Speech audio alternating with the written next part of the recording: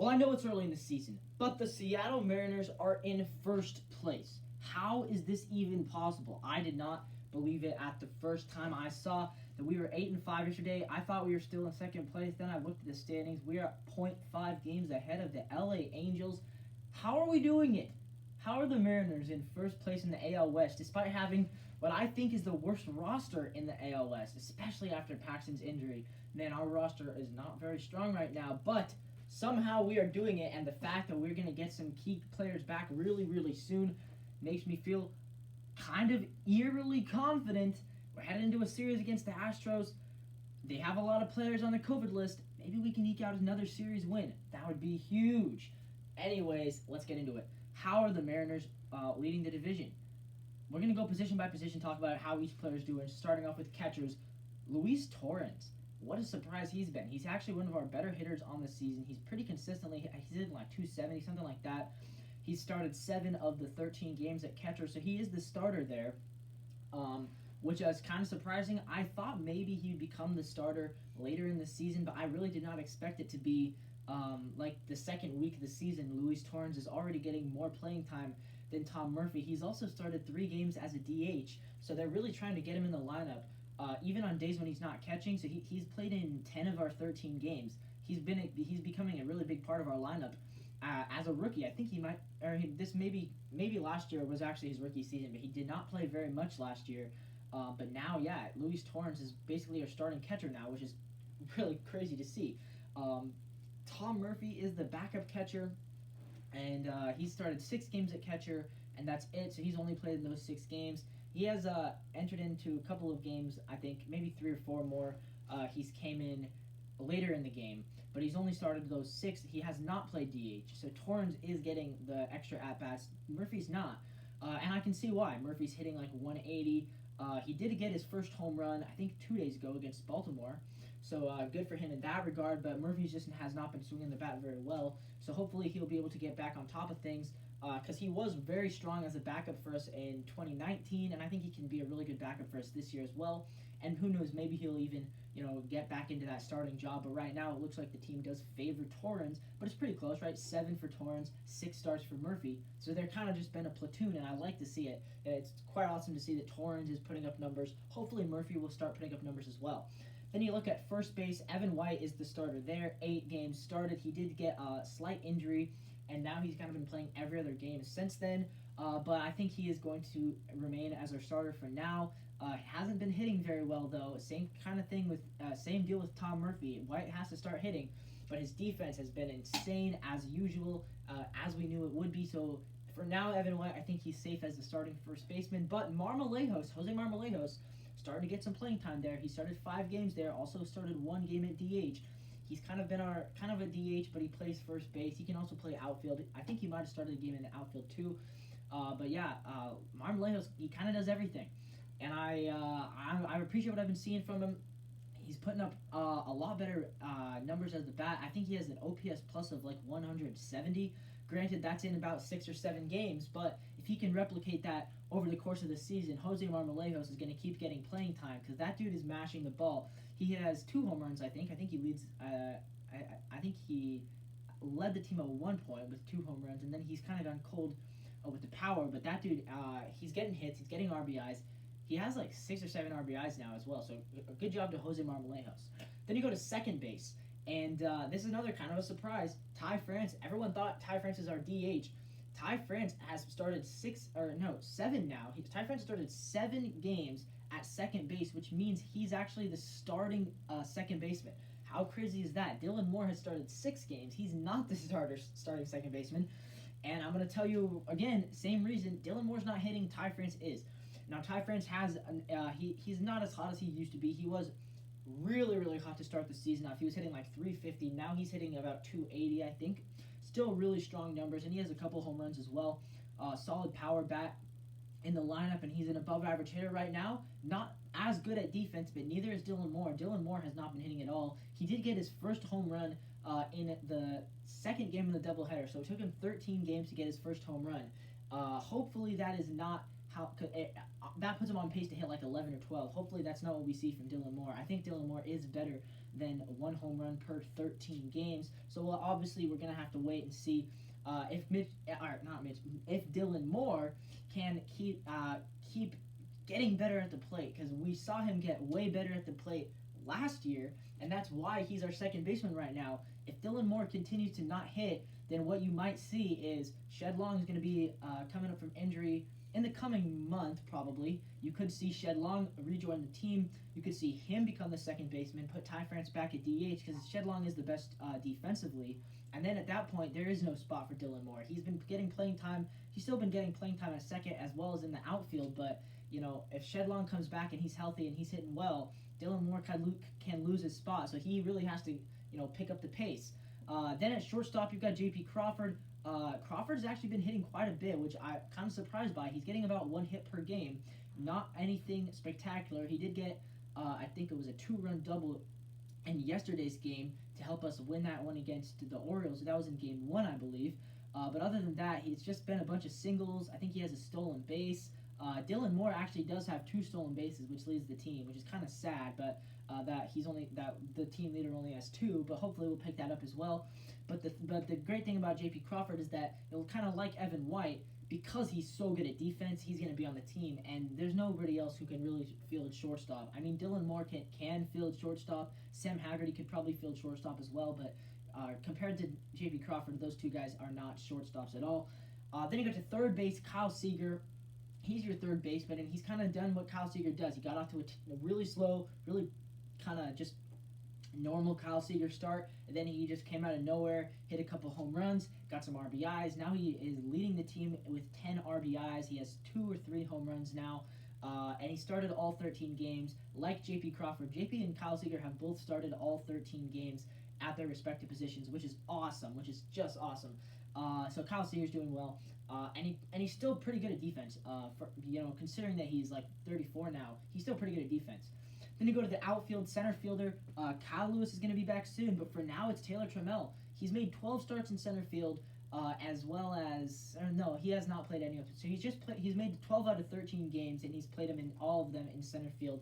Trammell has walked 8 times in his 12 games, which means he's tied with Jake Fairley for the lead in walks. He's playing really good defensively. He had a couple of home runs. He's making his presence known. And when Kyle Lewis is here, the only thing you can do is move Trammell to left field. But I think Trammell's going to excel in left field. And unfortunately for Jake Fairley, that injury kind of kills his season, because there's not going to be a spot for him once Kyle Lewis is up and once Trammell's playing in left field. Maybe you could put Fairley in as your 4th outfielder, and at that point, that means Sam Haggerty and Brayden Bishop they've got to go, and eventually Fraley's going to go too, because Kellenic will be here soon. But for now, Fraley does kind of have a spot, I guess, once he's back from being injured. Fraley is technically still the starting left fielder. He only started 4 games there. He also started 1 in right, so he only managed 5 games. Then he got hurt, and he's still hurt for now. He should be back soon. It's not that bad of an injury. So we'll see how that goes. Also, Dylan Moore has played 4 in left field, and Sam Haggerty has played 4 in left field. Haggerty's played 1 in center field as well, and 1 in right. So Haggerty started 6 games in the outfield. Dylan Moore started 5. Fraley started 5. Trammell 12. And Mitch Haniger started 10 in the outfield as your right fielder. And Haniger's definitely been the best of that group. You look at Haniger, he leads the team in pretty much everything. I think he's hitting 320 something, which leads the team in batting average. He's actually second in on base percentage. Ty France has more walks, as well as Ty France has been hit 3 times. So Ty France is actually the starting, but the team leader in on base percentage. But then it's Haniger for slugging. Haniger leads in OPS. Haniger leads in OPS plus. Haniger leads in doubles. Haniger leads in home runs. Haniger leads in hits. He's tied with Seeger with 10 RBI. He leads with 17 runs, so he leads in that. He has the most plate appearances. He has the most at-bats. He basically leads the team in everything. He's played 10 games in right field and started the other 3 as a DH. So he's playing all over the place. He's played in every game. Only a couple of players have done that. I think it's just him. Ty France has played in all games. And then the other ones are just Seeger and Crawford. Yeah, so Seeger, Crawford, Haniger, and Ty France. Those are the 4 guys who've played in every game so far. And Haniger's putting up great numbers. Like I said, Dylan Moore, he's your other outfielder. He's kind of slow. And then Sam Haggerty would be your 4th outfielder, because Dylan Moore's more of a utility guy. And Sam Haggerty has played more outfield than Moore. He is better defensively in the outfield as well. So we'll say Haggerty's your fourth outfielder, and he's been really slow. He did get a 2-run home run to tie the game against the Orioles back on Tuesday. We ended up wasting it. But then outside of that, Dylan Moore would be your utility man. And then your 12th guy is currently Brayden Bishop. He's only played one game as a right fielder, and he's come into a couple of other games late in the game as a sub, as a defensive sub. He has, I think, 1 hit on the year. Maybe he has 2. He's not been very good. He's not getting playing time, so you know he's not going to stay with the team for much longer. When Kyle Lewis is back or when Jake Fraley is back, whichever happens first, I think Brayden Bishop is the one who's going to go. Yeah, I hope Brayden Bishop finds success in his career, but he always seems like he's not good enough. At the major league level, he's a solid AAA guy. He's a solid minor leaguer. I think he is going to find success eventually. We can always hope. And then your DH technically is Jose Marmalejos, because look at all the guys who play DH. We're kind of just doing a rotating group, right? Ty France leads the team in DH games with 6, but he's already our second baseman, so you can't really say he's a DH and the second baseman. Then you got Torrance, who's played 3 games at DH, but he's already the catcher. Haniger's played 3 at DH as well, but he's already the right fielder. That leaves Jose Marmalejos, who's only played 1 game at DH, but he's not a starter at any other position. So for now, I guess Marmalejos is our DH on the season, even though he's only played 1 game there. But you can't really say any of the other guys, because the other guys are all starters. So yeah, that's the team. That's the lineup.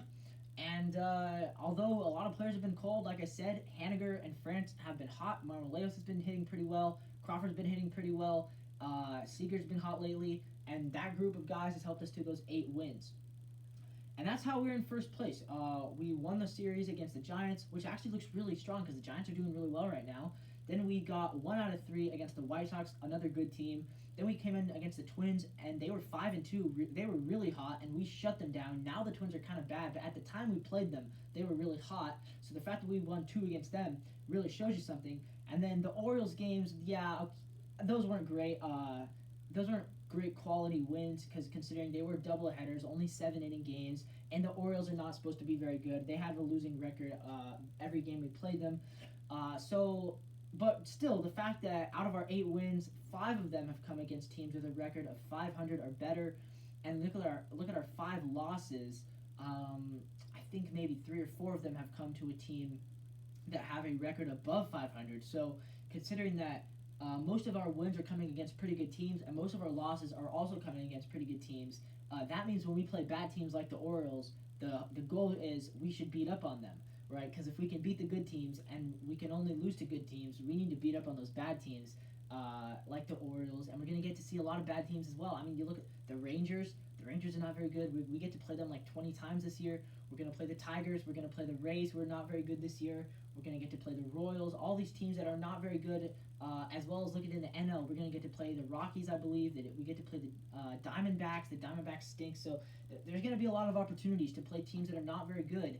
And those are where we really need to pick up those wins, because I don't think we're going to be getting them against Houston, at least full-strength Houston. I don't think we're getting them against the Angels this year. I don't think we're going to be getting a ton of wins against teams like the Twins, although we did beat them twice. We're not going to get a ton against the Dodgers. We play the Dodgers pretty soon. That's going to be a tough series. The Padres, they're going to be tough.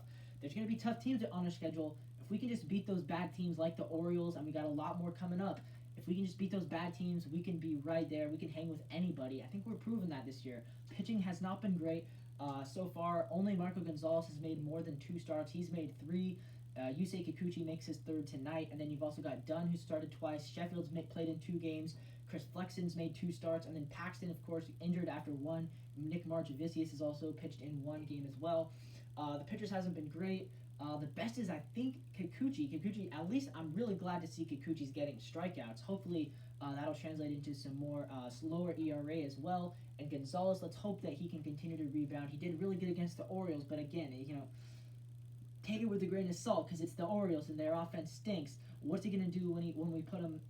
I think we're going to have him pitch against the Dodgers on Tuesday. I think that would be his turn in the rotation, right?